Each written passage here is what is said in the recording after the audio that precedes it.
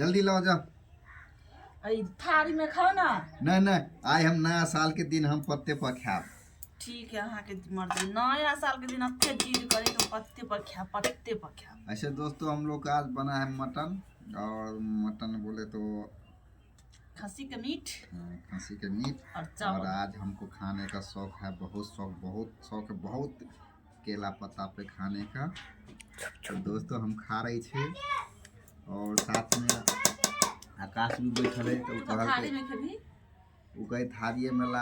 हमरा तो की कहूँ, हमरा बड़ शौक छल केला पत्ता पर नया साल के दिन खाए के जाए। तो देखो दोस्तों, मीट बनल का घर में, और राखी जी साथ में सब बनल लगा बढ़िया मेहनत से टेस्टी।